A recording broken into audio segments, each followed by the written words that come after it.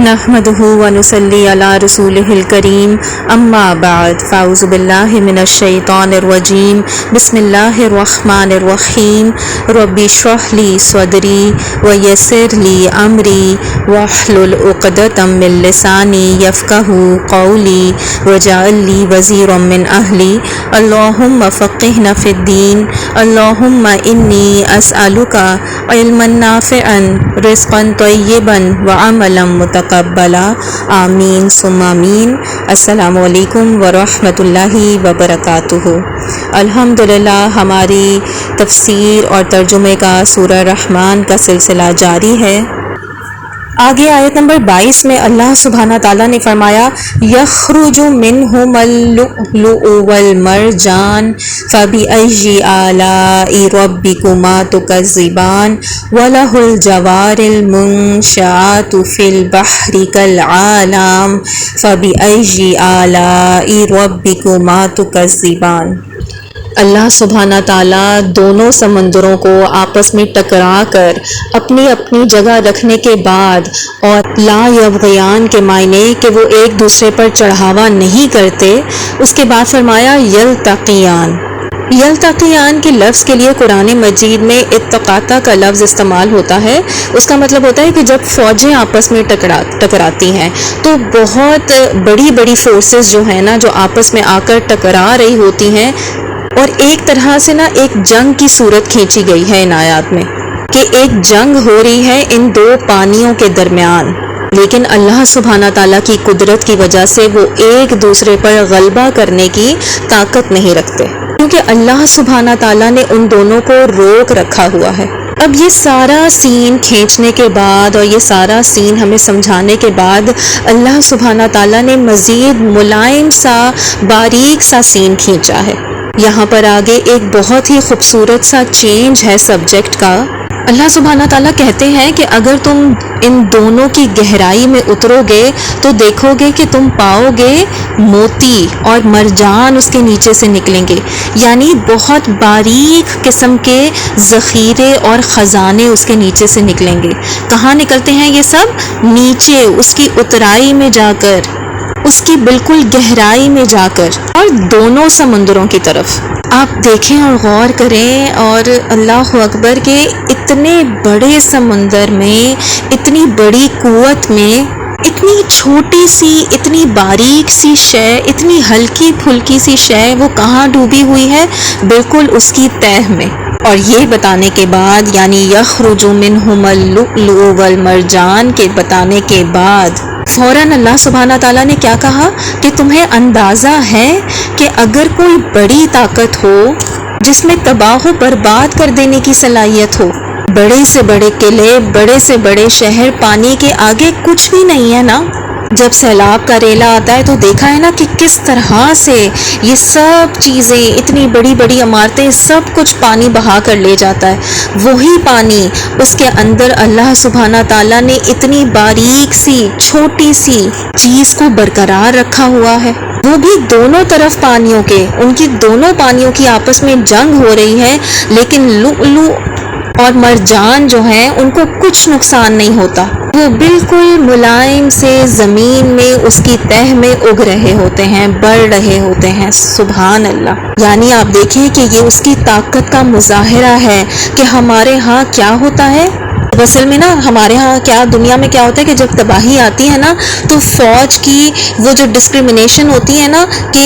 इस इलाके में मैंने इस जगह को सिर्फ टारगेट करना है, किसी सिविलियन बिल्डिंग को नुकसान नहीं पहुँचना चाहिए, लेकिन होता क्या है कि फ़ौजें आपस में डिस्क्रिमिनेट नहीं कर पाती। जब मिलिट्री टारगेट करती है तो सामने कोई सिविलियन बिल्डिंग भी हो वो भी डिस्ट्रॉय हो जाती है, कुछ बच्चे भी मारे जाते हैं, कुछ हॉस्पिटल्स भी तबाह हो जाते हैं। तो गोया हमारे अंदर, इंसानों के अंदर ये कुव्वत और सलाहियत नहीं है कि अगर हम फोर्स को इस्तेमाल भी करते हैं, जहां हम अटैक नहीं भी करना चाहते उसको भी नहीं रोक पाते। और फिर हम करते क्या हैं? उसको फ्रेंडली फायर का नाम दे देते हैं, तो कभी कोलैटरल डैमेज का नाम दे देते हैं। सब चीज़ों को तबाह बर्बाद करने के बाद हम एक राह ढूंढ लेते हैं उसको जस्टिफाई करने की।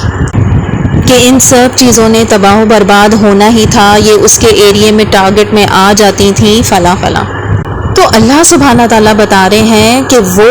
اللہ سبحانہ تعالیٰ کی ذات ایسی ذات ہے کہ وہ جو چاہتا ہے طاقت استعمال کرتا ہے، جہاں چاہتا ہے استعمال کرتا ہے، اور جہاں چاہتا ہے اس طاقت کو روک دیتا ہے، اور پھر اس کے بعد اتنی باریکی سے اور لطافت سے کام لیتا ہے، لطیف انداز سے، یعنی بہت ہلکے اور باریک انداز سے کام لیتا ہے۔ یہ اللہ سبحانہ تعالیٰ نا دراصل ہمیں سکھا رہے ہیں اور ہمیں سمجھا رہے ہیں کہ دیکھو تم کوئی چیز نہیں ہو، تم سے ابھی نرمی سے کام لیا ہے، لیکن اللہ سبحانہ تعالیٰ کے ہاتھ میں بڑی بڑی فوجیں ہیں، بڑی بڑی قوتیں ہیں، کچھ اس سے ہی سیکھ لو۔ فَبِأَيِّ آلَاءِ رَبِّكُمَا تُكَذِّبَانِ، تمہاری حیثیت ان موتیوں سے، ان مرجان سے زیادہ نہیں ہے۔ اگر اللہ سبحانہ تعالیٰ چاہتے تو وہ کبھی نہ اس جگہ پر رکتے۔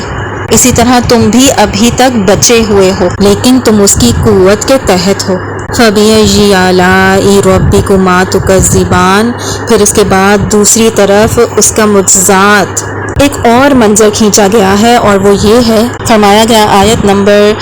24 میں وَلَهُ الْجَوَارِ الْمُنشَآتُ فِي الْبَحْرِ كَالْأَعْلَامِ، فرمایا کہ اور اسی کے لیے ہیں جہاز اونچے اٹھے ہوئے سمندر میں، اونچے پہاڑوں کی طرح، گویا وہ اکیلے اسی کی ملکیت میں ہیں۔ وہ کشتیاں جو چلتی رہتی ہیں اور بہت اونچی کھڑی ہوئی ہیں، جیسے وہ ملٹیپل فلورز کے وہ ویزلز نہیں ہوتے، جیسے کروز شپس ہوتی ہیں، اور آج کل تو سمندر میں ایئر کرافٹ کیریئر ہوتے ہیں پورے کہ پورا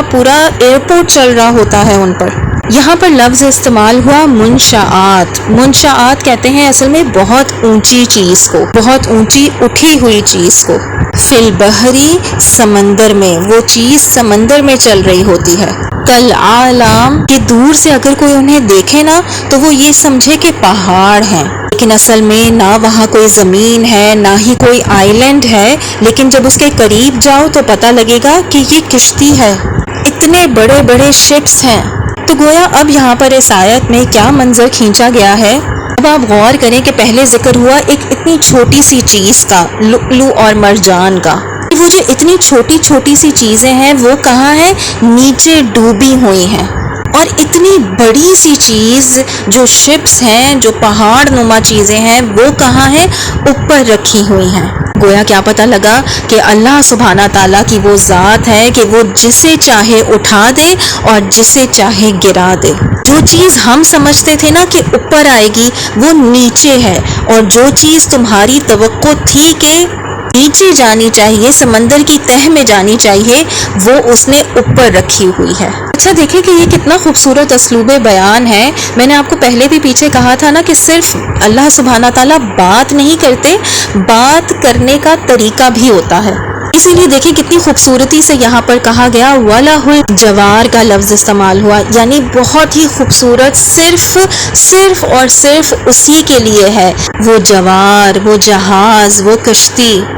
اچھا اب دیکھیں کہ ہر میرین کلچر میں کسی بھی شہر میں کوئی بھی ہاربر ہوتا ہے، کشتیاں ہوتی ہیں، خاص کر کے سمندر کے کنارے تو ہوتی ہیں، تو ان سب کا نا ایک خاص کلچر ہوتا ہے۔ جب کشتی واپس آتی ہے لینڈ کی طرف، سمندر سے پلٹ کر پانی میں اپنا سفر مکمل کر کے ختم کر کے جب واپس آتی ہے تو شکر گزاری ہوتی ہے، سیلیبریشن ہوتی ہے، کیونکہ اصل میں نا سمندر کا سفر موت کا سفر ہے۔ اور ہر کلچر میں بیسیکلی اس طرح کی کوئی تعبیر ہوتی ہے کہ گاڈ سپیڈ یا تو اللہ کے حوالے یا واقعی اللہ ہی کے حوالے اگر آپ سمندر کے بیچ میں ہیں، کیونکہ اگر اللہ سبحانہ تعالیٰ نے فیصلہ کیا نا کہ کچھ لہریں بہت تیز آ جائیں تو انسان کچھ نہیں کر سکتا، تو جتنا بڑے سے بڑا بھی جہاز ہونا، کشتی ہو، اس نے فلپ کر ہی جانا ہے، وہ ختم ہو جائے گی، وہ ڈوب جائے گی، اس کے سروائیول کا کوئی امکان نہیں بچے گا۔ گویا اللہ سبحانہ تعالیٰ بتا رہے ہیں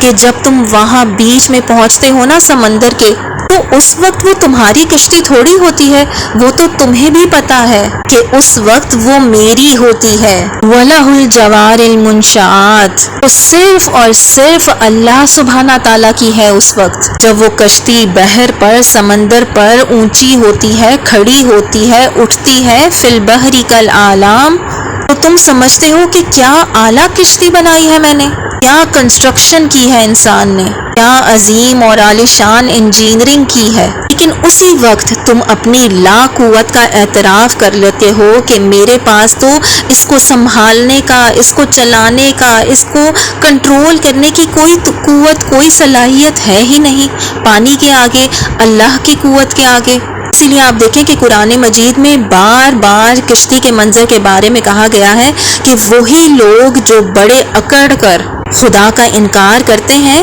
جب پانی آنے لگتا ہے، جب ان پر ایک طرف سے لہر آ کر تھپڑ مارتی ہے، پھر دوسری طرف سے آ کر لہر تھپیڑے مارتی ہے، اس وقت وہی لوگ گڑ گڑا کر خدا سے دعا مانگتے ہیں کہ اے ہمارے رب بس تو اس سے ہمیں بچا لے۔ پھر دیکھنا کہ کیسے شکر گزار بندے بن جائیں گے ہم، بس اس کے بعد اب کچھ نہیں کریں گے، اس کے بعد ہم پلٹ آئیں گے، کر لی توبہ میں نے میرے رب، بس بچا لے ہمیں اس سے۔ تو یہ حالت ہوتی ہے انسان کی۔ اچھا اب آپ دیکھیں کہ اب آپ کشتی میں سفر زیادہ کرتے ہیں کہ جہاز میں؟ جہازوں میں زیادہ سفر کرتے ہیں نا اب۔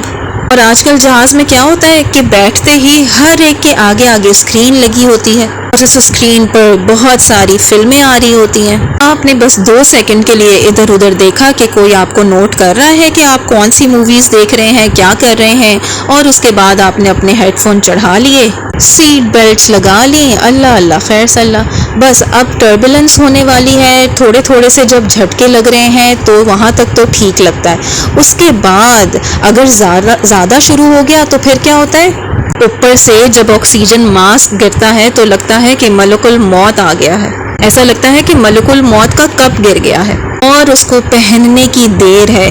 کون سی فلم تھی، کیا چل رہا تھا، کوئی شخص پھر اس دھیان میں نہیں ہوتا، کوئی اپنی مووی اس وقت پوری نہیں کرتا، پھر ہیڈ فونز اتر جاتے ہیں، اور ہوتا کیا ہے، اللہ اکبر اللہ اکبر، اللہ لا الہ الا هو الحی القیوم، لا الہ الا اللہ محمد الرسول اللہ، یا اللہ ہمیں بچا لے، یا اللہ ہمیں بچا لے، بس اور اس سے آگے کچھ یاد بھی نہیں آ رہا ہوتا، بس دعائیں، معافیاں، گڑ گڑانا۔ اس وقت انسان ایسا ہمبل ہو جاتا ہے، کوئی ایتھسسٹ بھی ہو نا، وہ بھی کہنے لگتا ہے کہ او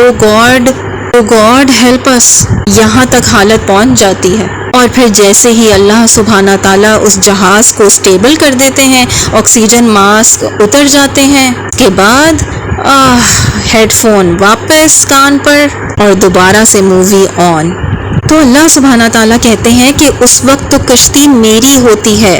میں بس دیکھنا چاہتا ہوں کہ تم وعدہ کرتے ہو کہ شکر گزار بن جاؤں گا، کیسا وعدہ ہے یہ کہ بس وہ تمہیں اسی وقت یاد آتا ہے جب موت تمہارے قریب ہوتی ہے، ورنہ تمہیں خدا کا کوئی خیال نہیں آتا۔ جیسے ہی وہ دھمکی ختم، خدا کا وجود ختم تمہارے لیے، اس کی طاقت ختم تمہارے لیے۔ فَبِأَيِّ آلَاءِ رَبِّكُمَا تُكَذِّبَانِ، ٹھیک ہے کشتی میں نہیں ڈوبے، جہاز سے نہیں کریش ہوئے، کوئی اور ایسی ایمرجنسی تمہارے ساتھ نہیں ہوئی، پانی میں نہیں مرے، لیکن ایک بات یاد رکھو، جتنے بھی سیف ہو، جتنے بھی آرام سے زمین پر رہ رہے ہو، کل من علیہا فان، ان سب چیزوں نے ایک دن فنا ہونا ہی ہے۔ انشاءاللہ تعالیٰ کل من علیہا فان آیت نمبر 26 کے حوالے سے بات اگلے نشست میں کریں گے۔ ربنا لا تزغ قلوبنا بعد اذ ہدیتنا وہب لنا من لدنک رحمۃ انک انت الوہاب،